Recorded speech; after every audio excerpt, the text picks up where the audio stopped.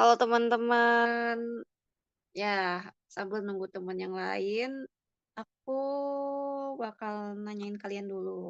Soalnya coach Madanya juga lagi ini apa? Lagi persiapan. Nah, teman-teman mau ikut kelas ini karena mau ngapain? Aku pengen tahu aja sih.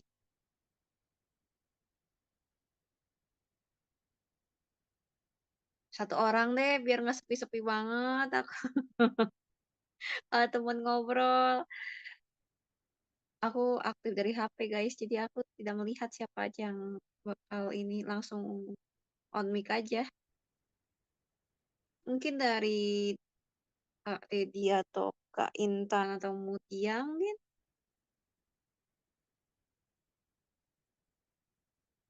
mau ke kelas karena apa? Atau bisa dari chat gitu?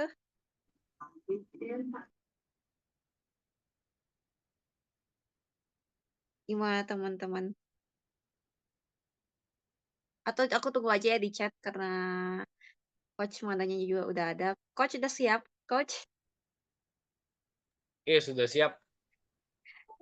eh aku kenalin aja ya guys ya, singkat-singkatnya karena aku nggak megang CV-nya Coach Mada. Intinya Coach Mada itu merupakan trainer dan pernah jadi life coach juga di ASR gitu. Dan beliau bakal kasih materi di malam ini dan aku bakal kasih aja langsung ya ke intinya ke Coach Mada. Yuk Coach, mulai aja Coach. Oke, siap. Terima kasih banyak kepada Coach Indi selaku moderator juga host. Dan sudah hadir bersama kita ada Kak Mutia. Kak Mutia ini juga peserta yang rajin ikut program-program ASR ya. Saya masih ingat dengan Kak Mutia. Kemudian ada Mas Dedi Irawan juga hadir. Oke, sambil menunggu rekan-rekan, kita langsung saja mulai materi ya. Saya share screen terlebih dahulu. Oke. Sudah terlihat ya? Sudah Coach. Oke, materinya adalah tentang Human Resource Management in 2025.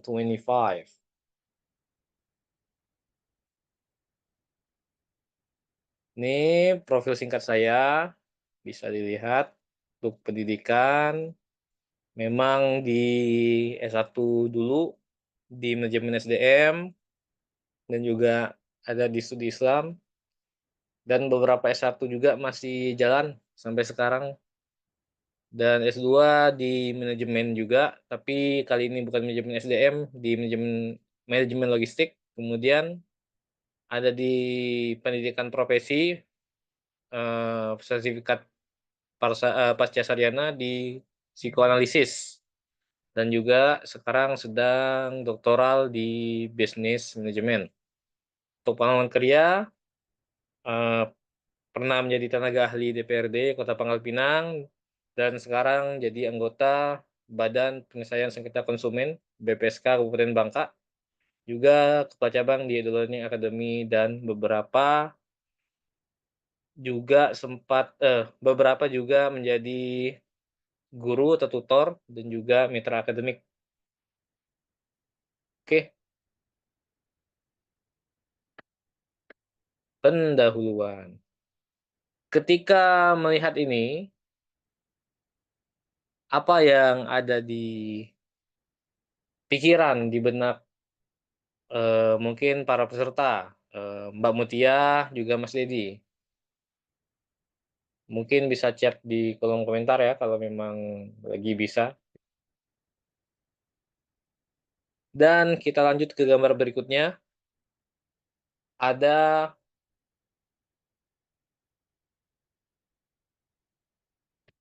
ada bentar, Coach Cindy, ini kelihatan ya ininya, Lihat. apa namanya, taskbar-nya di bawahnya ya? Iya Halangi nggak? kelihatan. Kelihatan kelihatan Coach. Oh, Bisa langsung diklik aja sih langsung ke PPT-nya kalau itu, tapi kalau nggak bisa berarti emang kelewat pabrik. Harusnya bisa sih kemarin, bentar ya. Nah, ini Kayaknya aman sih. ya. Ya, Oke, ini ada foto kabinet zaman Orde Lama, namanya Kabinet Juanda, atau lebih dikenal dengan nama Second Kabinet.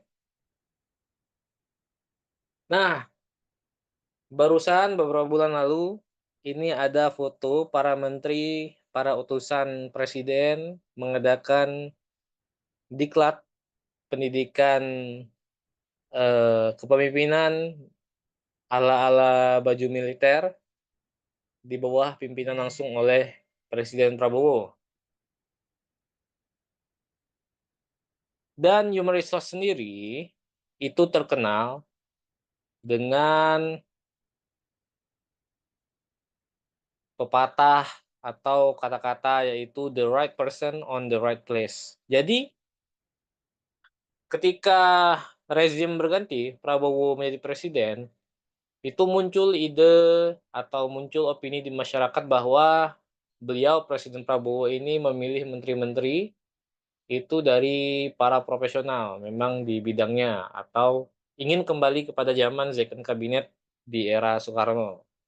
Ya, walaupun tidak dipungkiri para menterinya banyak yang dari jalur politik ya, tapi ternyata banyak juga kok wakil menterinya yang memang sesuai dengan background-nya. Misal kita sebut saja salah satunya ada Prof. Stella kan yang memang cocok jadi menteri wakil menteri Dikti ya. Jadi the right person on the right place. Orang yang tepat, orang yang benar di tempat atau posisi yang juga tepat dan benar.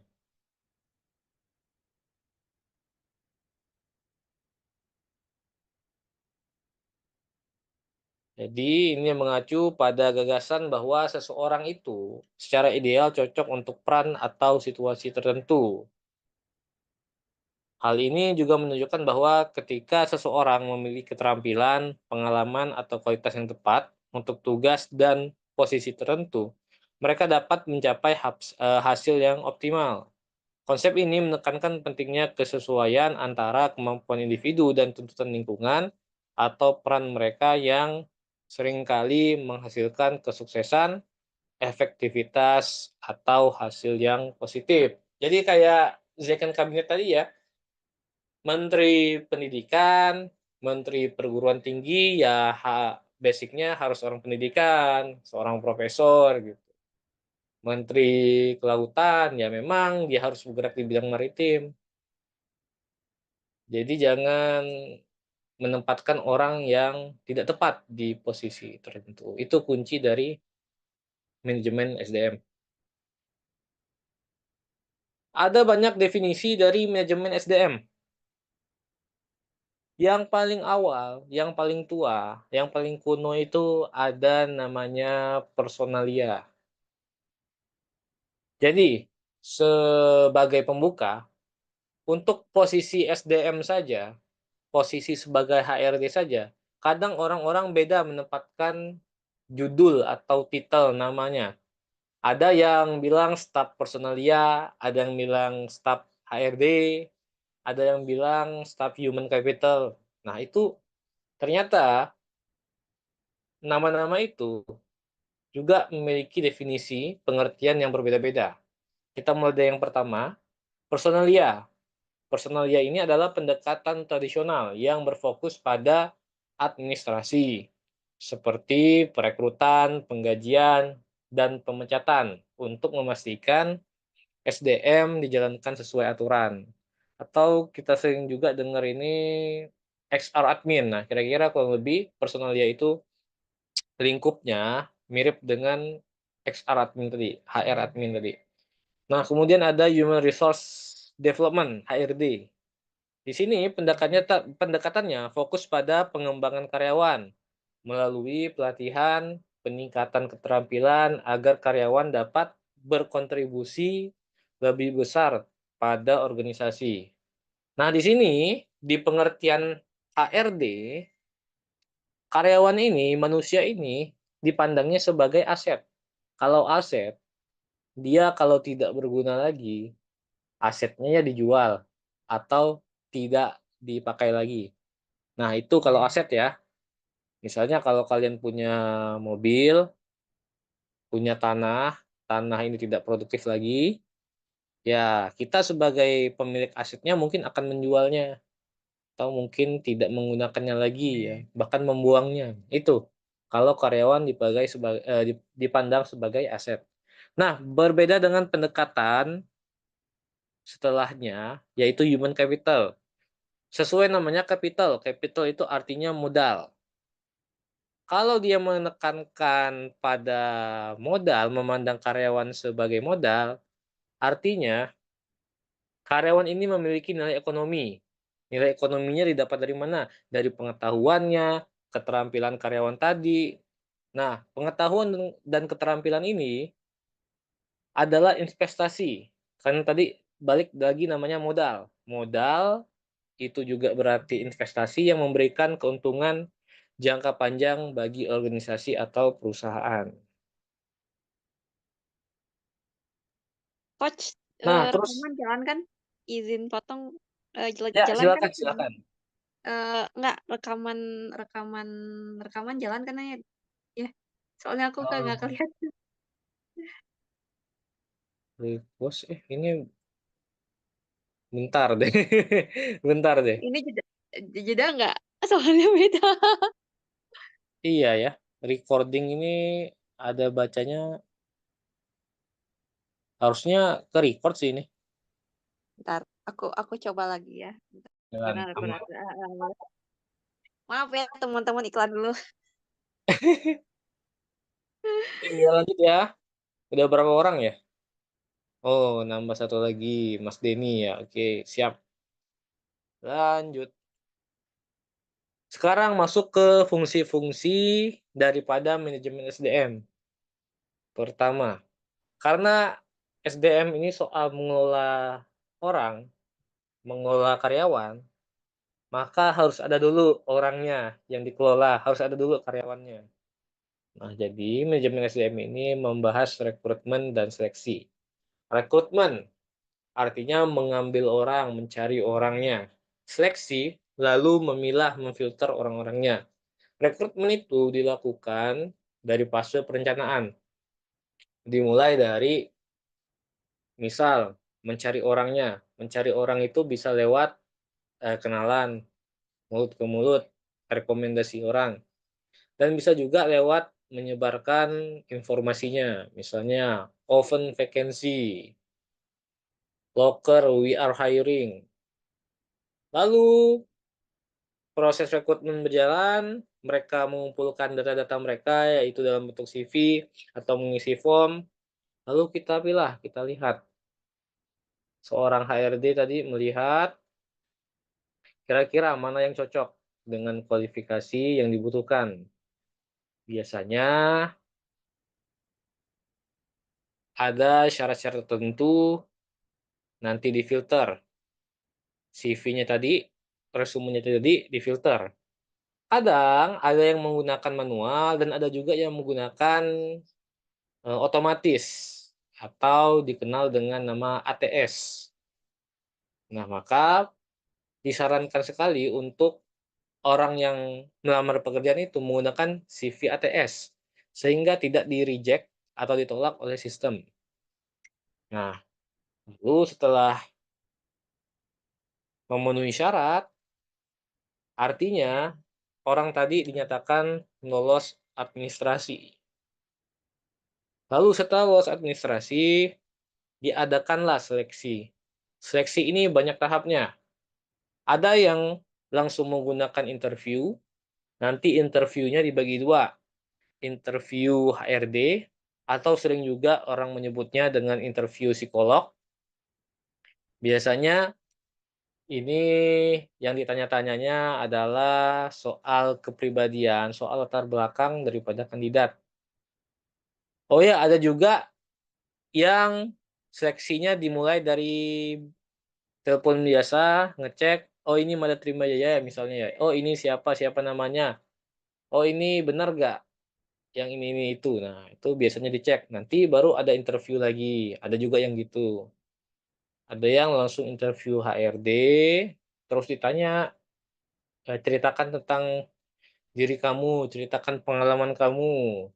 Terus pertanyaannya juga bisa berupa pertanyaan kasus, misalnya, "Kalau ada ini, kamu nanti bagaimana bagaimana?" Terus ada juga yang tipenya, menggali pengalaman orang, misalnya, dari bahas ini, nanti HRD-nya ngembangin pertanyaannya, ngalur ngalur ngalur gitu ya. Terus ada lagi, eee, interviewnya berbentuk panel yang ramai-ramai. Lalu ada juga setelah selesai interview HRD, dilanjutkan dengan tahap interview user. User ini biasanya bos atau pimpinan yang nanti akan menjadi, eee, atasan langsung daripada si karyawan. Tapi ada juga user ini ya nggak akan langsung jadi bos, tapi misalnya direkturnya langsung, CEO-nya langsung, ada juga yang seperti itu.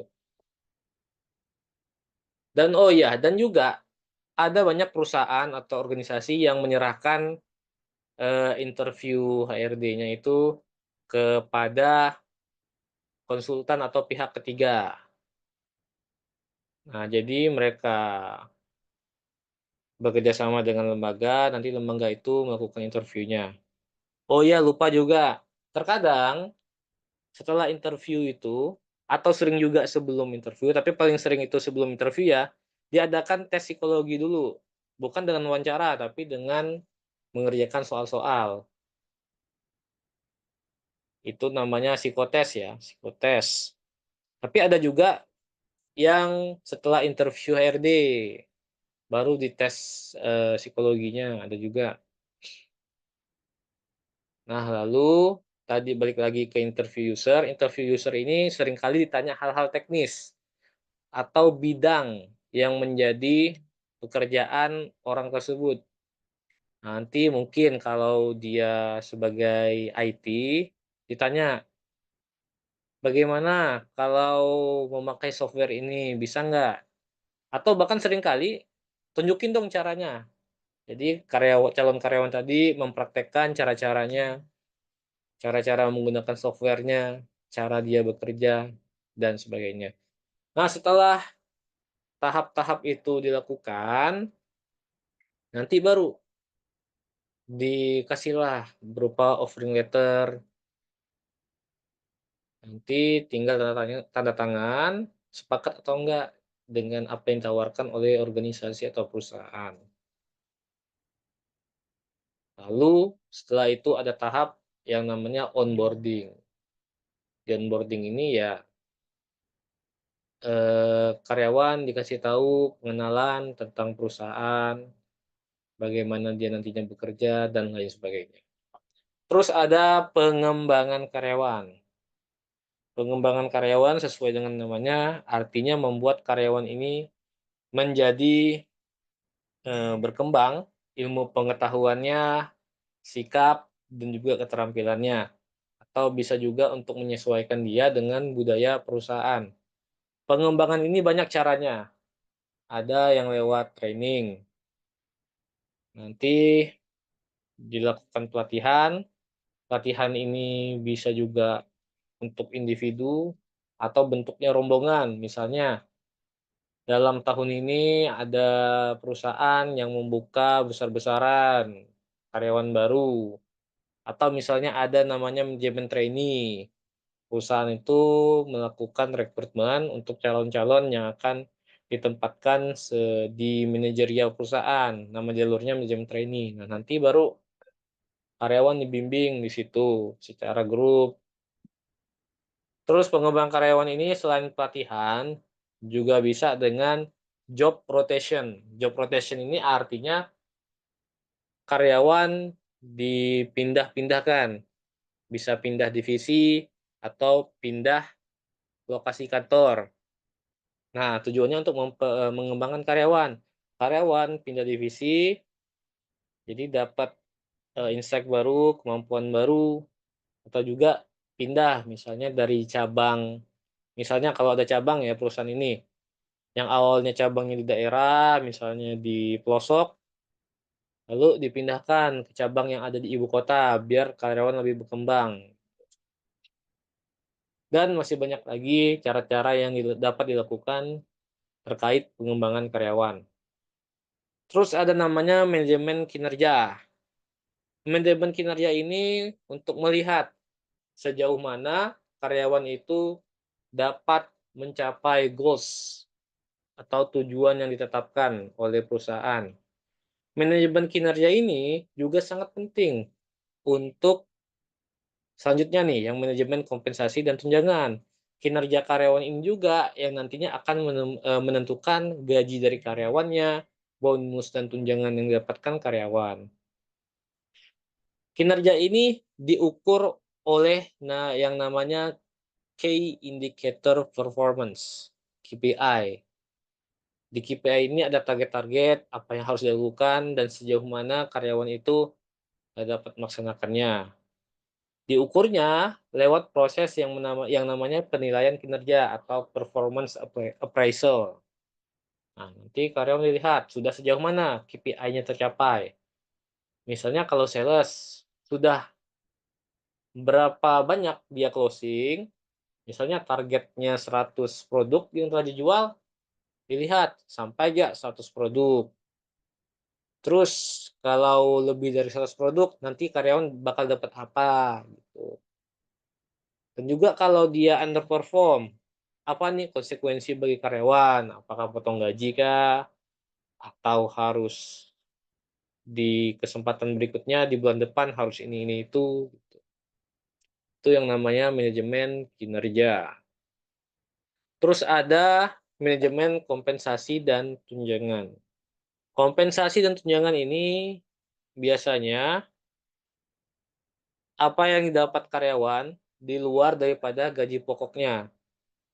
Misalnya tadi bonus, kalau dalam, eee, dunia pemerintahan ya, kalau ASN ada namanya TPP, ada namanya remon ya, ada yang nama tukin kalau di PNS pusat ya. Nah, ini dilihat dari banyak faktor. Pertama, jabatan posisinya apa, lama dia bekerja gimana, dan tadi kinerjanya bagaimana, KPI-nya gimana gitu ya. Ini namanya manajemen kompensasi dan tunjangan. Terus, ada pengelolaan hubungan industrial. Pengelolaan hubungan industrial ini kaitannya dengan hubungan karyawan antar karyawan, karyawan dengan pemilik perusahaan atau pemilik usaha, atau karyawan dan pemilik usaha terhadap pemerintah. Jadi ada 3 pelaku ya, karyawan, perusahaan, dan juga pemerintah. Nah, tugas seorang XR, manajemen SDM juga mengelola ini. Apalagi kalau di perusahaan yang jumlah karyawannya banyak, fungsi ini sangat penting. Apalagi yang punya serikat buruh. Nah, itu sangat penting mengelola hubungan industrial di sana. Bahkan ada namanya pengadilan hubungan industrial. Nah, di sana kalau ada kasus-kasus terkait, hubungan antara karyawan dengan perusahaan atau karyawan perusahaan dengan pemerintah, nanti bisa dilakukan, eee, pengadilan atau pemutusan perkara terkait sengketa tadi di pengadilan hubungan industrial, tuh. Dan juga ini sangat erat kaitannya hubungan industrial ini dengan UU Ketenagakerjaan dan juga Cipta Kerja ya. Nah, di situ hubungan-hubungan ini, diatur dan seorang HR, seorang XR ini harus paham tentang ketenagakerjaan. Dan tapi sayangnya di Indonesia ini, justru fungsi hubungan industrial ini bukan untuk mencapai cita-cita ideal cita-cita bersama, tapi lebih condong kepada mempertahankan usaha atau bisnis ini agar bisa lebih hemat, bisa lebih menguntungkan, tapi, dengan cara memanfaatkan celah hukum yang ada, bukan malah mematuhi hukum ya. Jadi seorang HRD, misalnya kasusnya di Indonesia ya, daripada saya memberikan pesangon kepada karyawan saya yang karyawan tetap, lebih baik saya cari cara bagaimana karyawan ini resign saja. Jadi perusahaan nggak mengeluarkan uang banyak untuk memberikan pesangon. Kalau resign, ya udah nggak dapat apa-apa karyawannya. Nah itu ya contohnya ya, di Indonesia. Ini beda dengan di luar negeri. Di luar negeri sana, hak-hak karyawan itu terjamin, bahkan ada batas waktu kerjanya dan itu sangat dilindungi oleh pemerintahan di luar negeri sana, di Eropa ya khususnya ya. Jadi mereka nggak boleh ambil kerja, melebihi jam sesuai undang-undang tenaga kerjaan mereka. Nah itu dijaga banget itu, di luar negeri sana. Terus ada kepatuhan terhadap regulasi. Nah, regulasi bisa berupa peraturan dari perusahaan, bisa juga peraturan perundang-undangan, baik UU Ketenagakerjaan atau UU Cipta Kerja, atau juga peraturan Menteri Ketenagakerjaan, atau juga berupa perda, peraturan daerah. Mungkin di daerah ini ada aturan untuk perusahaan jangan-jangan ini, gitu. Jadi ini semua dijaga. Fungsi-fungsi ini dijaga, harus bisa dikuasain, harus bisa berjalan di dalam manajemen sumber daya manusia. Oke, mungkin baru-baru ini kita pernah lihat perbandingan antara lowongan kerja di perusahaan yang sama, tapi di negara berbeda. Mungkin pernah lihat lowongan kerja Misue. Misue kalau di Indonesia syaratnya banyak banget, tapi kalau Misue di Malaysia, itu keterangan di posternya, flyernya dikit, dan juga udah tertera gajinya berapa. Padahal kita ini bangsanya sama kayak Malaysia, jaraknya juga dekat, tapi bisa berbeda banget. Nah, ini balik lagi ke SDM ya, SDM kita, sangat berbeda. Nah, contohnya, lowongan kerja jaga stand ST, dibutuhkan tenaga stand ST jumbo, syaratnya wanita 17 sampai 25 tahun. Jadi kalau umur 30 nggak butuh kerja lagi katanya ya. Berpenampilan menarik, wajib cantik, buset. Terus gigi rapi, kulit putih, body bagus, diutamakan. Ini nyari model putri Indonesia atau apa ini? Terus minimal S1 akuntansi atau S1 pemasaran. Ya, jadi mungkin kalau akuntansi ini nanti nggak salah kasih kembalian ya, ngitung uang cepet ya. Terus fotokopi SKCK aktif, fotokopi KK, fotokopi KTP. Lah ini kayak ngajuin KPR ya ini ya syarat-syaratnya ya. Ijazah asli dikumpulkan, buset. Kayaknya kalau ijazah asli dikumpulkan, nggak tahu dia nyimpennya di mana, nanti takutnya jadi bungkus gorengan nanti. Terus membawa lamaran dan CV, is okay lah. Pas foto 3 kali 4 1 lembar, siap menunggu sampai habis, jika belum habis belum bisa pulang. Buset kalau es tehnya belum habis jam 3 pagi gimana itu? Diminum sendiri ya kali.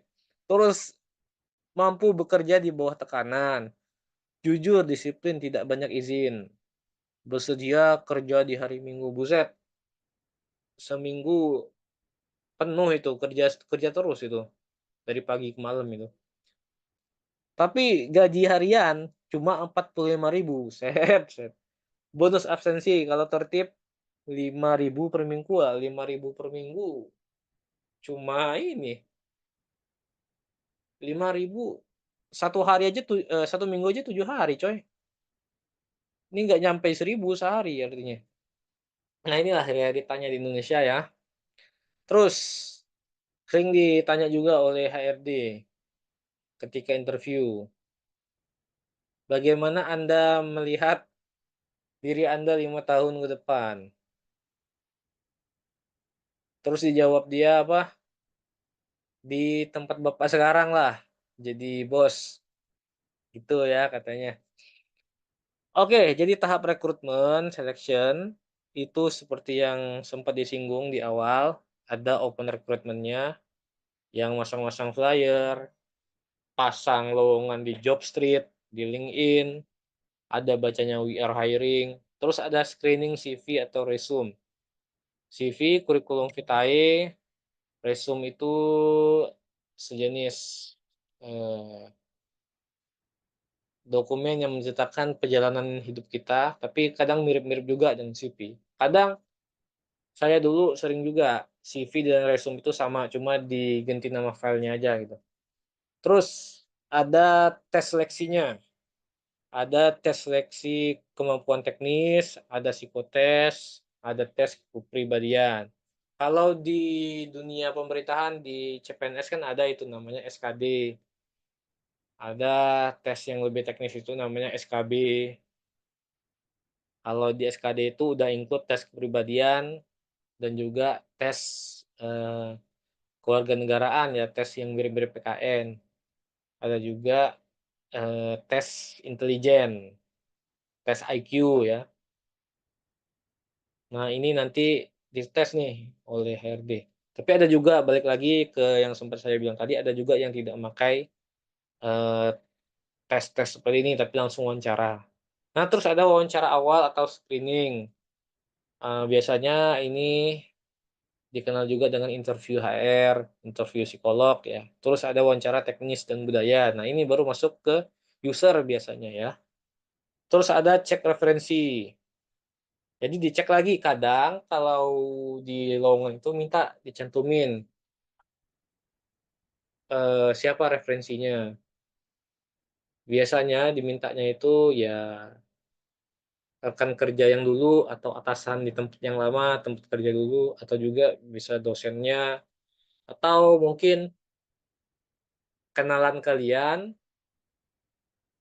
yang apa namanya,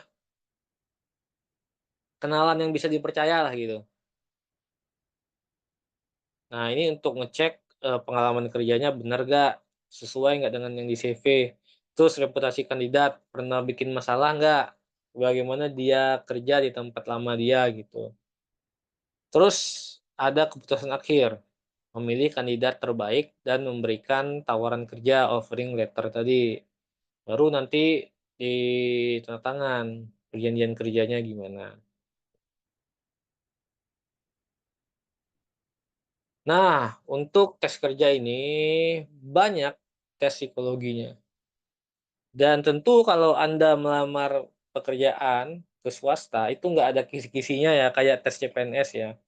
Kalau tes CPNS itu ada kisi-kisinya jelas dari Kementerian Pendayagunaan Aparatur Sipil Negara. Nah, itu lengkap, beda dengan di swasta. Seorang HR itu bisa memberikan tes yang berbeda-beda kepada kandidat. Dan juga tiap perusahaan itu tes psikotesnya kadang beda-beda ya, ada yang pakai ini, ada yang pakai itu. Mungkin ke sini lebih paham lah ya tes, psikologi ini ya.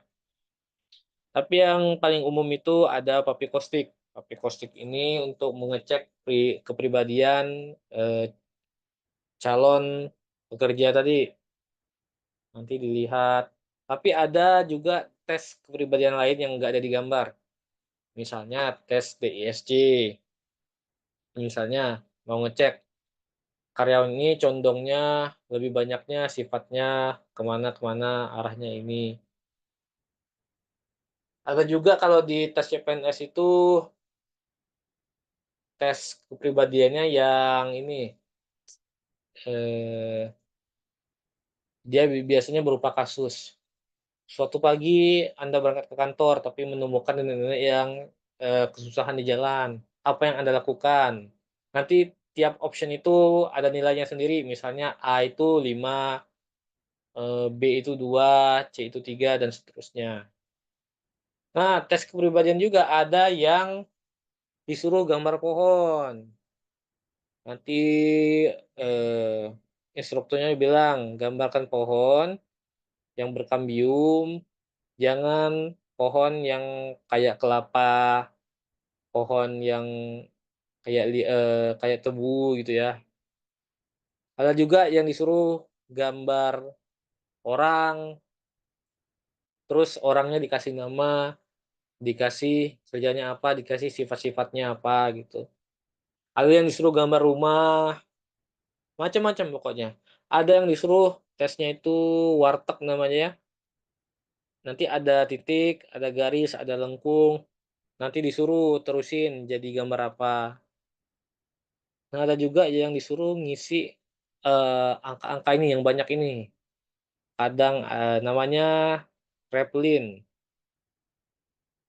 Nanti tesnya tolong jumlahkan dari atas ke bawah, ada juga tapi versinya yang bawah ke atas, nanti jumlahin 7 tambah 6 berapa, kalau dia angkanya ada 2 misalnya 10, 11, 12 dan seterusnya itu tolong tulis saja, angka belakangnya, misalnya 7 tambah 6 ini kan 13, tulis 3, begitu juga seterusnya, gitu. Nanti kalau kalian ada salah tulis, coret ya, gitu. Nanti selang berapa menit, atau dia stop, jeda, baru lanjut lagi. Kalau stop nanti digaris, gitu ya. Nah, yang paling enak itu sebenarnya tes CPNS karena jelas ya, bukunya dicetak di mana-mana, kisi-kisinya jelas, bahkan ada les-lesnya ya. Di YouTube pun ada videonya ya. Ya ini yang membedakan dan alasan orang kenapa banyak jadi CPNS ya, karena jelas gitu, rekrutmennya jelas gitu. Bahkan tes psikologinya aja diumumin, apa-apa yang akan ditanya, beda dengan swasta ya. Jadi orang berebut itu, tes CPNS.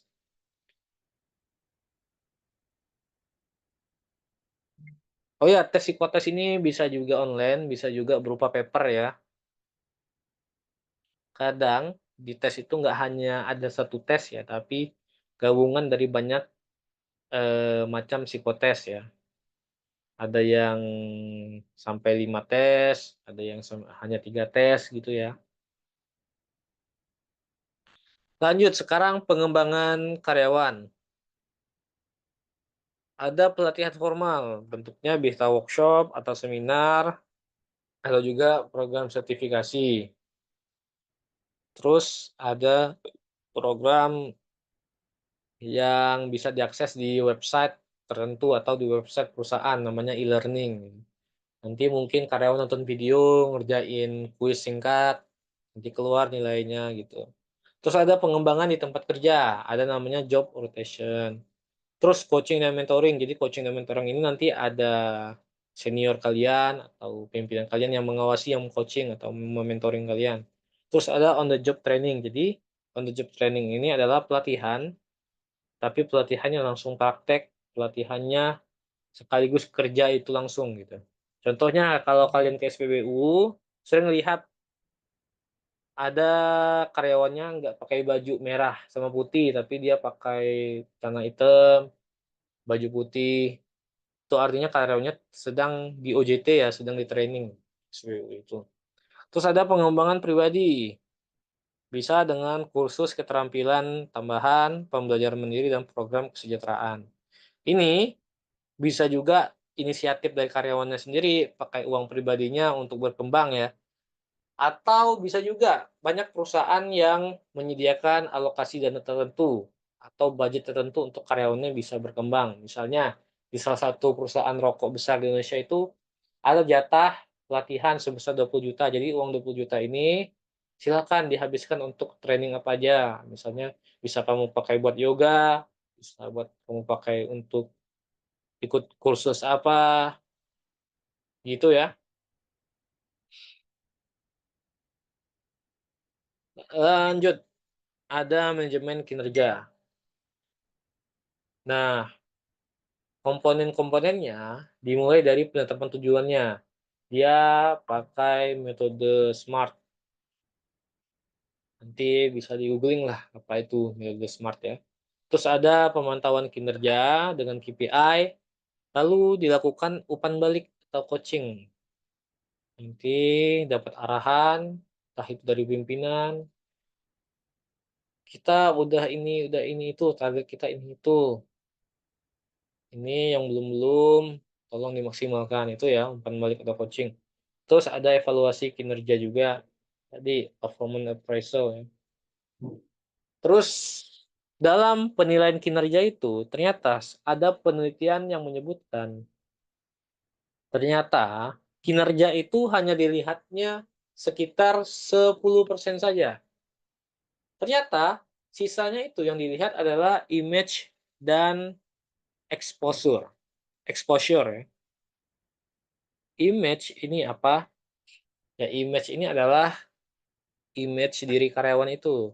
Karyawan ini dipandang sebagai apa, baik atau buruk, atau orangnya gimana. Image karyawan itu yang dilihat, 30%-nya. Lalu ada exposure. Exposure itu adalah apa? Kalau exposure itu dalam, fotografi kan, jumlah cahaya yang diterima ya oleh sensor kamera. Kalau exposure itu adalah dalam dalam bisnis adalah apa ya, bisa dibilang seberapa kita dikenal, seberapa kita ditahu orang gitu. Jadi misalnya seberapa tahu yang nilai kinerja kita, biasanya atasan kita itu terhadap diri kita, tuh.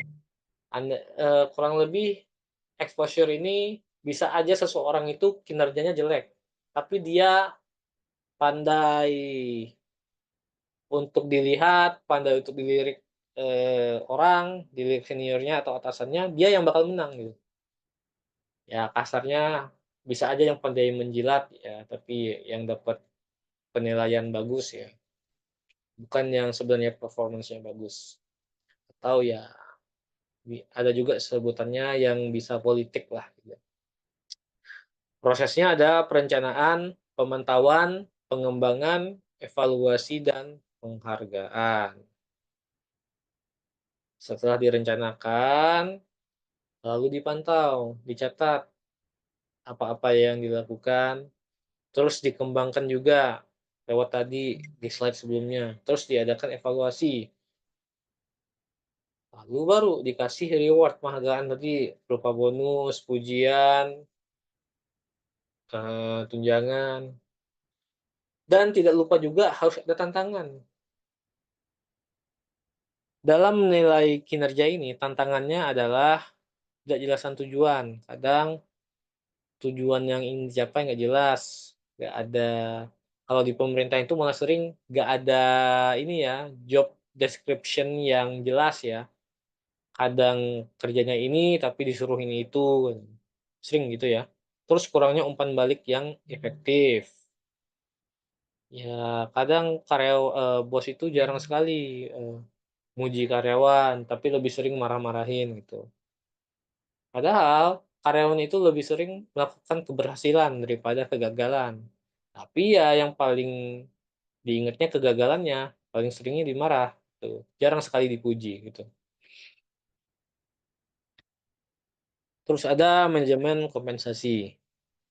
Komponen utamanya ada kompensasi langsung, yaitu gaji pokok, bonus, dan insentif. Jadi kompensasi langsung ini adalah apa yang diberikan langsung berupa, uang. Lalu ada kompensasi tidak langsung. Nah, sifatnya ini bisa materi atau imateri ya. Contohnya tunjangan kesehatan, misalnya ada asuransi ini itu, pengobatan gratis di rumah sakit yang bermitra, atau juga BPJS ya misalnya. Ada juga dana pensiun, ada juga fasilitas tambahan misalnya kendaraan dinas, mes, rumah dinas.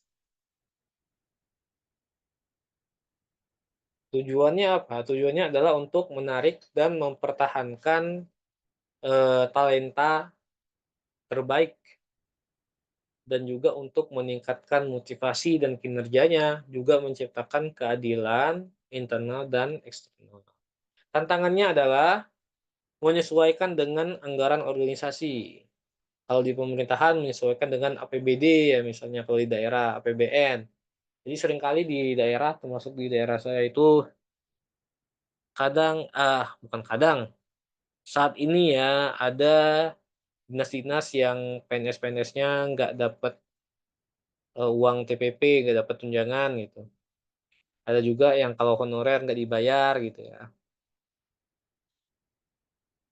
Terus, tantangannya adalah memastikan kepatuhan terhadap regulasi ketenagakerjaan. Ya ini, banyak sekali di Indonesia pekerjaan yang gajinya di bawah UMR, bahkan dilakukan juga oleh perusahaan-perusahaan besar. Banyak perusahaan besar atau misalnya di sekolah internasional yang SPP anak muridnya itu jutaan, tapi gaji gurunya cuma segini, di bawah UMR. Nah itu ya tantangan di negeri kita ya.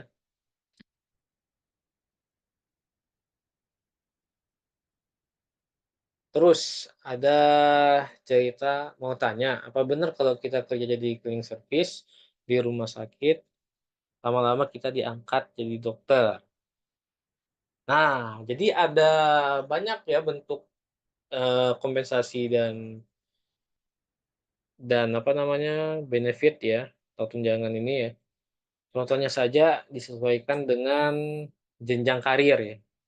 Kalau dia awalnya staf biasa, lama-lama jadi senior staf, nanti gajinya juga beda, tunjangannya beda, nanti lama-lama diangkat jadi manajer, nanti gaji dan tunjangannya beda.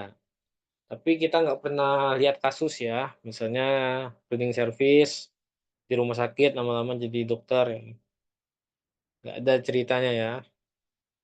Kecuali dia waktu kuliah nyambil jadi CS ya, kuliahnya kedokteran nanti jadi dokter gitu.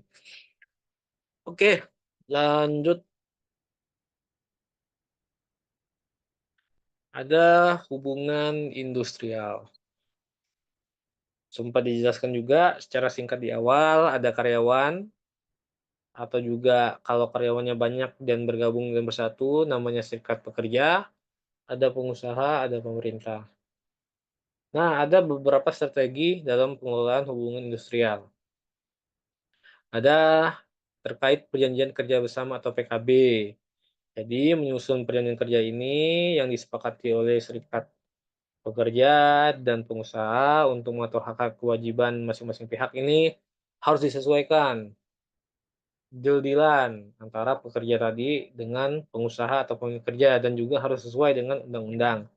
Terus kepatuhan terhadap hukum ketenagakerjaan. Di sini harus memastikan perusahaan mematuhi undang-undang, baik upah minimum, jam kerjanya, hak cuti pekerjanya juga ya. Terus ada penyelesaian perselisihan. Selain bisa lewat pengadilan hubungan industrial, bisa lewat mediasi terlebih dahulu, konsiliasi, atau arbitrase. Atau jangan sampailah karyawan demo turun ke jalan ya, nyegel pabrik, mogok kerja. Itu jangan sampai terjadi kalau Anda seorang HRD. Lanjut, lalu kepatuhan terhadap regulasi. Di Indonesia diatur Undang-Undang Ketenagakerjaan tahun 2003 dan juga ada Omnibus Law. Ada Undang-Undang Cipta Kerja. Jadi Undang-Undang Cipta Kerja ini dikeluarkan untuk menggantikan, merevisi beberapa pasal-pasal dari undang-undang yang sudah lama. Salah satu yang terkena dampaknya adalah Undang-Undang Ketenagakerjaan. Jadi seorang HRD di Indonesia sekarang tidak hanya lihat Undang-Undang Ketenagakerjaan, tapi dia harus pastikan kalau di Omnibus Law ini, Cipta Kerja ini, ada nggak perubahan Terus ada juga peraturan Menteri Ketenagakerjaan. Banyak ya peraturan Menteri Ketenagakerjaan ini ya. Dan juga ada perda ya. Perda ini daerah masing-masing, ada perda kota kabupaten, ada perda provinsinya, dilihat dulu kalau sudah sesuai belum dengan perda yang ada.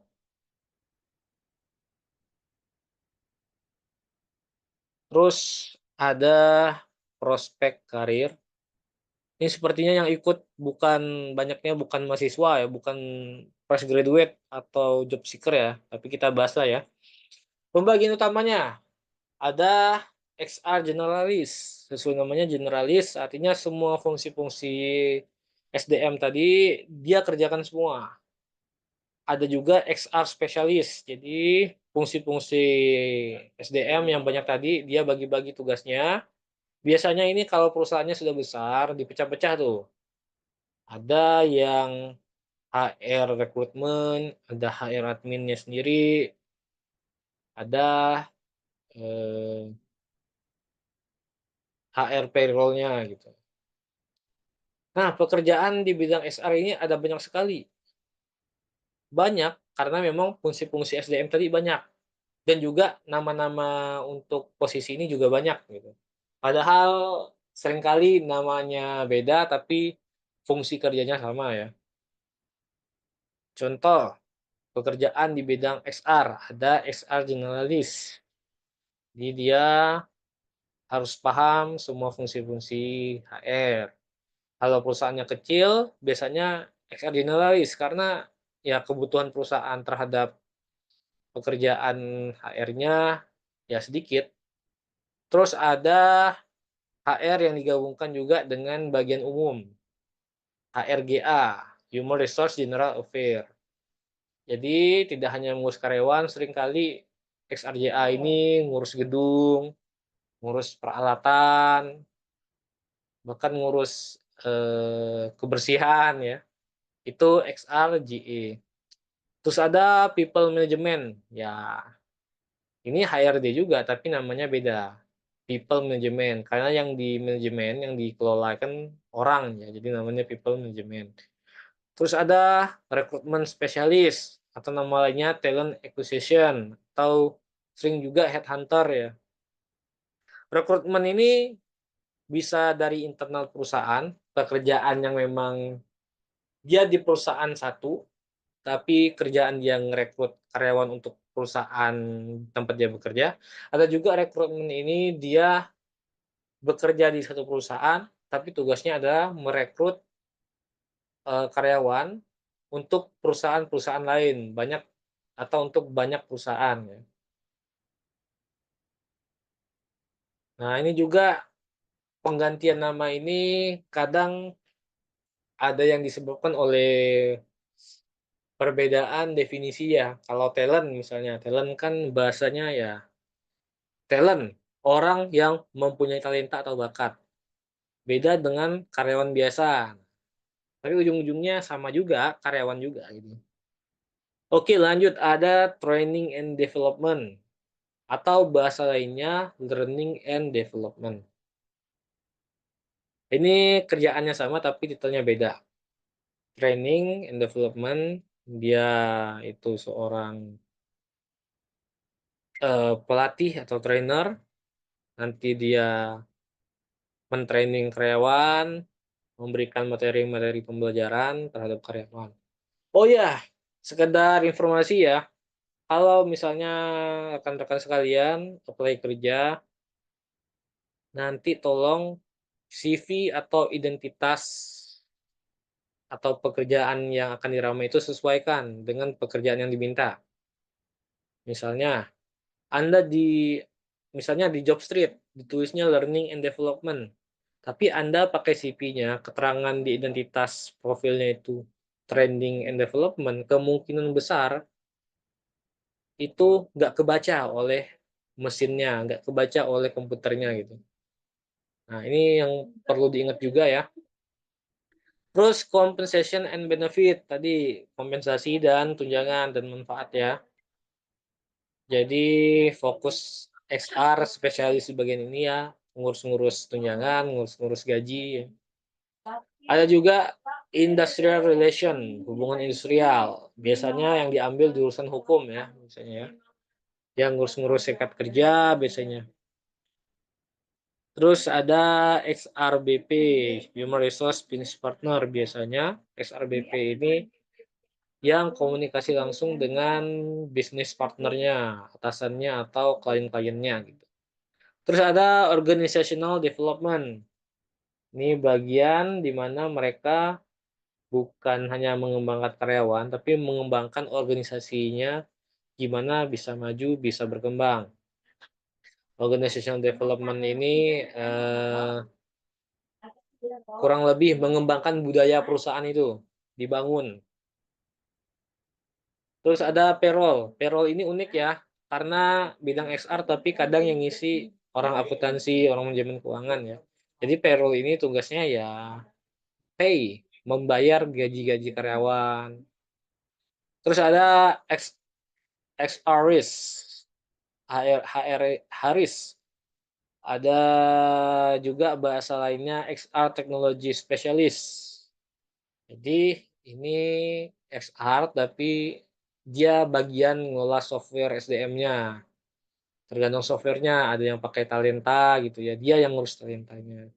Mungkin kalau dia pakai software lain, nanti software lain dia yang ngurus. Tapi ini terkait dengan fungsi-fungsi SDM yang dia urus. Terus ada XR Compliant. XR Compliant ini yang berkaitan dengan kepatuhan terhadap peraturan-peraturan di perusahaan. Terus ada talent management. Ya dia yang mengurus talent-talent, mengurus biasanya kalau industri kreatif ya atau startup kadang namanya biasanya ini talent management biasa dipakainya. Terus ada yang paling baru itu welfare officer. Jadi karena pendekatan SDM sekarang itu kaitannya adalah memanusiakan manusia ya, membuat karyawan itu sejahtera. Jadi ada yang berfungsi sebagai welfare officer yang mengatur seberapa sejahtera karyawan, ngecek gimana karyawan itu sejahtera atau enggak. Nah, itu namanya welfare officer. Dan ada juga, ini enggak ada sih di Indonesia. Biasanya di luar negeri ya, ada diversity and inclusion specialist. Jadi tugasnya menjamin bahwa keberagaman di tempat kerja itu terjamin, nggak ada yang diskriminasi. Dan juga tempat kerja ini sifatnya inklusi ya, mengakomodasi semua kalangan ya, tidak eksklusif. Bahkan kalau di luar negeri ini tugasnya ya menjamin komunitas LGBT ini tetap aman di tempat kerja ya, tetap mendapat perlakuan yang layak di tempat kerja. Terus prospek karirnya, kalau kita lihat dari jurusan kuliah, mungkin kalau di sini nggak ada mahasiswa, mungkin ada orang tua di sini yang punya anak nanti. Jadi bisa membantu anaknya lah untuk yang mungkin tarik menjadi HR atau bekerja di bidang HR. Jadi kalau jurusan hukum, nanti anak bisa mahasiswa itu setelah lulus arahnya mau ke hubungan industrial, ngurus-ngurus serikat buruh gitu. Dan juga perlu diingat, kadang ada pekerjaan namanya legal officer, tapi ya juga ngurus SDM. Dan juga sekarang ini kadang ada juga perusahaan yang nyari lulusan S1 hukum, tapi nggak cukup itu. Kadang harus juga sudah advokat, sudah lulus pendidikan khusus profesi advokat, PKPA ya. Jadi perusahaan maunya nggak dua kali ini apa maksudnya harus meng-hire pengacara juga, advokat juga di luar perusahaan mereka. Jadi mending ya orang perusahaan aja yang ngurus-ngurus kasus. Dan juga ada XR compliant. Nah, terus ada jurusan psikologi. Jurusan psikologi ini bisa menjadi rekrutmen spesialis dan acquisition atau headhunter. Karena apa? Yang membedakan jurusan psikologi ketika menjadi HRD adalah mereka bisa menggunakan alat tes psikologi. Bukan hanya bisa memakai, tahu caranya ya, tapi memang secara legal mereka itu berlisensi atau merekalah yang boleh untuk memakai alat tes psikologi ini dengan tidak sembarang gitu. Bisa juga, training and development and learning development. Bisa juga di bagian organizational development. Terus ada jurusan pendidikan ya, kalau jurusan pendidikan bisa masuk di training development and learning development. Kalau jurusan manajemen atau akuntansi, bisa juga di payroll, yang ngurus-ngurus duit ya, combine spesialis, bahkan jurusan IT pun bisa berkarir sebagai, HR. Nah, tadi di bagian high risk HR teknologi spesialis atau XR admin ya. Jurusan manajemen atau akuntansi juga bisa jadi XR admin. Terus jurusan teknik juga bisa berkarir sebagai HRD, ya di perusahaan-perusahaan, pabrik-pabrik manufaktur ya, biasanya yang dicari juga jurusan teknik. Nah, ada juga yang unik itu di CPNS, di pemerintahan. HRD ini punya nama pekerjaan yang unik sendiri. Ada yang disebut peranata sumber daya manusia aparatur, ada namanya analis sumber daya manusia aparatur, ada kepegawaian disebutnya ya. Oke lanjut ada tren HR, Human Resource 2025. Pertama, AI atau otomasi atau digitalisasi di bidang HR. Ya tadi, sekarang sudah banyak software-software yang berkaitan dengan fungsi-fungsi HR ya. Terus ada karyawan remote dan fleksibilitas bekerja, bahkan dulu ya ASN saja loh, itu sempat WFH ya di Jakarta ya. Terus ada pengelolaan pengalaman karyawan, employee experience. Ada juga saat ini karena generasi yang bekerja Gen Z ya, Gen Z jadi banyak tren yang fokus pada kesehatan mental dan kesejahteraan karyawan. Kayak tadi ya, sekarang ada namanya profesi welfare officer. Terus ada penggunaan data analitik untuk pengelolaan kinerja, kayak algoritma, kayak istilahnya apa, data analisis ya. Nah, ini cocok untuk pekerjaan lulusan komputer ya, lulusan teknik informasi ya. Terus ada pembelajaran pembelajaran berkelanjutan dan microlearning. Terus ada keberagaman atau diversity dan inklusi sebagai fokus utama. Ya sekarang sudah banyak pekerjaan atau perusahaan yang mempekerjakan, penyandang disabilitas. Bahkan sekarang di CPNS, di ASN aja kan ada formasi khususnya untuk disabilitas ya. Terus ada pengelolaan talenta global dan outsourcing. Jadi sekarang ini di Indonesia saja kan katanya mau ngimport dokter dari India ya katanya. Jadi saingan orang Indonesia itu sekarang orang-orang luar. Kayak ASEAN aja ya mungkin banyak nanti konsultan, pegawai, atau pegawai outsource yang dari negara-negara Asia atau gini aja di tambang di Sulawesi kan banyak dari Tiongkok ya pekerjanya ya. Oke, mungkin sekian untuk presentasi kali ini. SDM Indonesia adalah lagu yang belum selesai, penuh dengan melodi-melodi indah yang akan terdengar keras, mengalun merdu ketika diberi ruang untuk bersuara dan berkarya. Yuk jaga silaturahmi dan terus update. Jangan lupa follow Instagram saya atau LinkedIn dan juga rekan-rekan sekalian, Bapak-bapak, Ibu-ibu bisa cek update mengenai pengembangan diri atau informasi atau mau cari pelatihan, sertifikasi di info sertifikasi bergelar. Terus rekan-rekan bisa juga nih join di grup, WA seputar dunia XR yang sudah saya buat. Bisa di-scan atau saya kirim ya link WA-nya di kolom komentar. Oke, saya kembalikan lagi kepada Coach Cindy selaku moderator. Silahkan. Wah, kayaknya aku tinggal dikit udah banyak banget ya materinya. Oke teman-teman, barangkali teman-teman ada yang mau bertanya nih, materinya kan menarik ya kalau, untuk HR atau pengen gabung di dunia HR atau sekarang tuh masuknya people development ya, Kang. Iya, boleh tanya di chat atau open mic, ya raise hand dulu lah. Barangkali teman-teman mau bertanya, gimana teman-teman? Yuk silakan Ada kan silakan, tanyakan. satu orang itu minimal atau aku dulu aja Kak, coach Boleh yang boleh nanya. silakan, ke sini. Aku tuh kan Saya pernah masih lebih paham ikut sebenarnya. kok. Gimana ke Aku kan sini? Lanjut lanjut. pernah ikut kayak tes tuh lah, tes, Mhm istilahnya tuh aku lebih cocok di HR mana, ternyata aku tuh HR di people development. Emang kalau mhm perkembangan HR people development ini, masih terbatas ya, mhm Coach, untuk perkembangan di korporat-korporat di Indonesia. Terlebih kan, eee, ya selain training kan sebenarnya jiwa kita mengembangkan orang itu kan nggak harus pelatihan juga sebetulnya. Menurut mhm, Coach, pandangan Coach gimana nih yang masih terbatas? Ya menurut aku masih terbatas sih karena lokernya juga masih terbatas.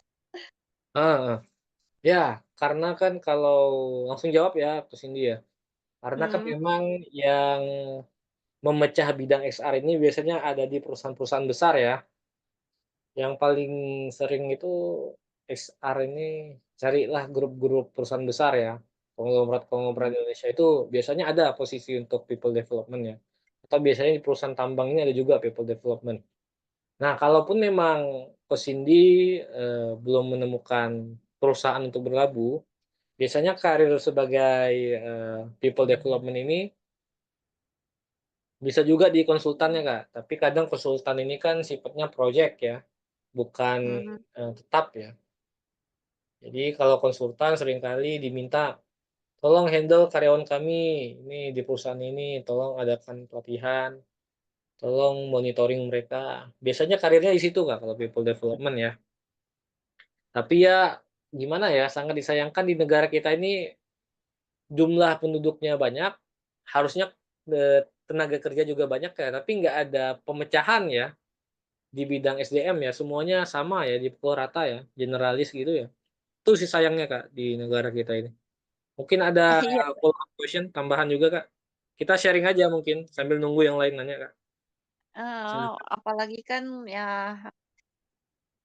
kalau aku ngikut sesuai jurusan aku sih, Coach, Mhm. kayaknya kalau jadi asesor maksud aku talent acquisition kayaknya kurang cocok aku, karena aku ada yang alat tes yang aku kurang suka.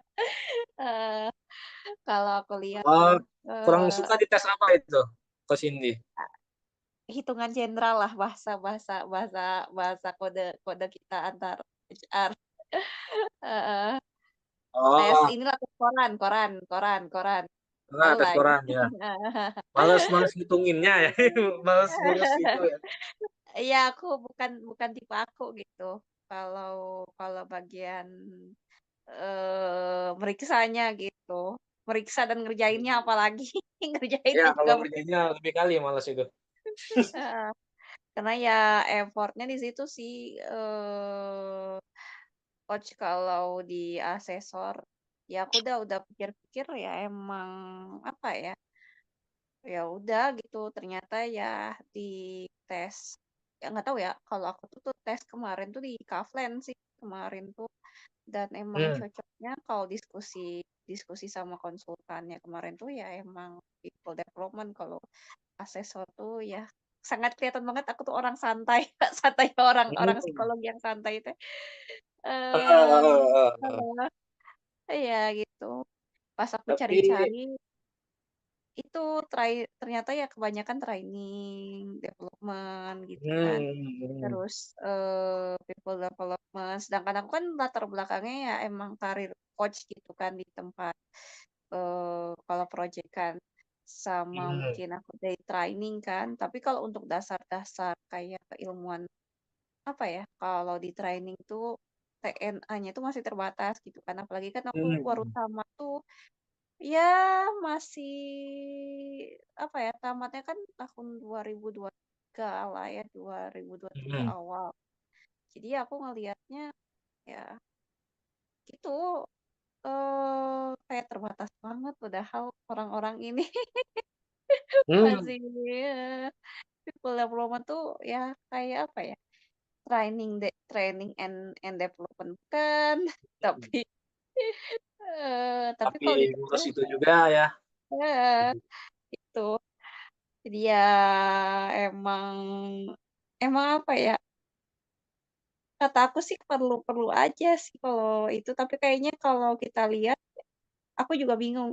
Kalau dari menurut Coach, eee, kenapa sih kita tuh kalau kalau buka loker selalu nggak ada HR generalis semua, bukan Ya gitu, Kak. Karena kan di Indonesia ini kan penduduknya banyak, yang punya usaha itu dikit. Bahkan menurut data itu 99% perusahaan Indonesia itu adalah UMKM. Kalau logikanya UMKM nih, mhm anggarannya terbatas, modalnya terbatas, sedangkan yang nyari kerja banyak. Ya mereka mhm mending ngepres, orang-orang untuk bisa banyak hal. Jadi mhm. mereka gajiin orang yang bisa banyak hal untuk satu pekerjaan aja gitu gajinya, gitu nggak yang penyebabnya?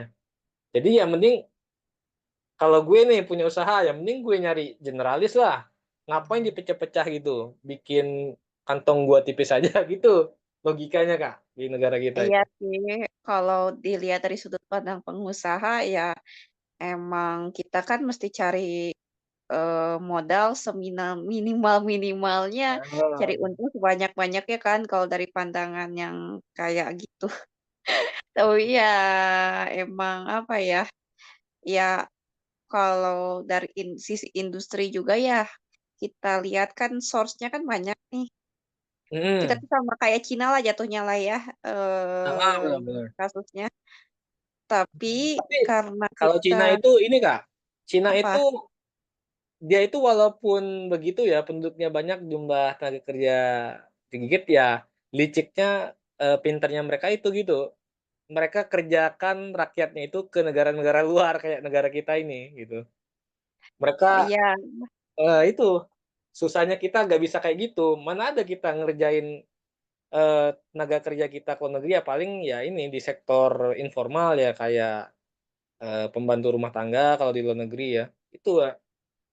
iya sih kalau dilihat-lihat juga kan skill set di kita ya terlepas kebijakan,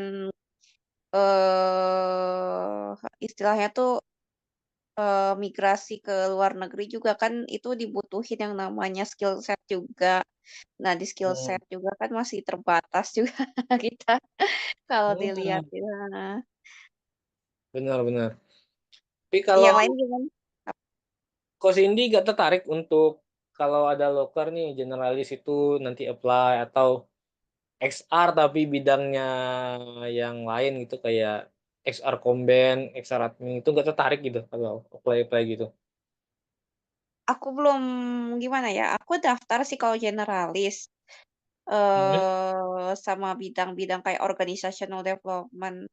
Tapi kalau aku ngelihat, Komben, Komben tuh kan rata-rata akuntansi sama manajemen. administrasi ya Mhm heeh. mhm Rasanya aku kalau ngelihat dari, apa namanya itu ya, dasar-dasar matematika aku kayaknya kurang bagus sih kalau ini, tapi aku ngerti sih administrasi dasarnya, gitu. mhm.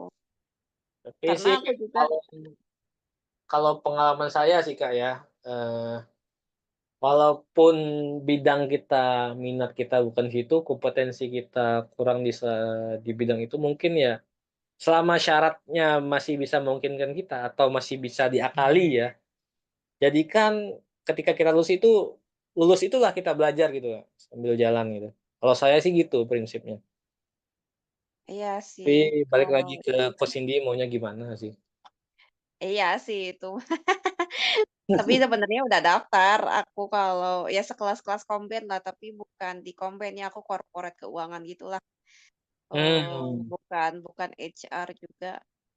Cuma ya emang, apa ya, emang sekarang tuh corporate tuh cari yang bukan yang kita mulai, apa ya, istilahnya tuh bukan MT-nya tuh bukan MT yang, oh beneran fresh graduate banget nih atau yang mhm yang kosongan banget, mesti ada, apa ya, istilahnya tuh harus yang relevan juga sih kalau aku lihat. mhm. Kalau Tapi ini kan ini Kak, kalau nggak relevan itu pengalaman kerja kita ya bisa kita sunting CV-nya. Bisa Oh kita iya, otak-atik sebenarnya. Ya iya wajar sih sebenarnya sebenarnya mah bisa, otak-atik CV heeh, itu. iya sebenarnya bisa sih kalau ini. Ya tergantung yang inilah ya, balik lagi ke user, Mhm, sebisa kalau kitalah, istilah kasarnya ngadalin, nyebulin user-nya nanti. Ya iya Indonesia susah nyari kerja ya, ya mau mau gimana lagi caranya kan. iya karena kan ya supply-nya, banyak kita kalau ini. Mmm, Itulah kenapa sekarang aku masih di apa ya, kesannya tuh masih di career coach, belum belum mhm, maju-maju ke HR atau masih di, research assistant. nggak Oke apa-apa nggak apa, teman-teman ada sambil jalan aja terus. Bisa cari kesempatan, peluang dari koneksi, cari bantu loncatan aja. Oh ya mungkin heeh, sedikit cerita ya, saya itu pernah dulu di Cikarang itu ketemu XR ya, di perusahaan mhm, Jepang, manufaktur itu karyawannya ada 100 lebih gitu, tapi XR-nya cuma satu, mungkin satu atau 2 gitu ya. Saya lihat XR-nya itu, waduh ngeri banget mukanya, lusuh banget, kantong matanya berlapis-lapis, tebel banget, hitam banget matanya. Kasihan lihatnya kadang gitu. itu Itu palu XR gada di itu pasti. asli itu, di Cikarang banyak yang gitu XR-nya. Ya itu palu palu gada itu. Ya Palu Gada itu, kasihan banget kadang. Ngurus ini, ngurus itu, karyawannya banyak kan, asli itu.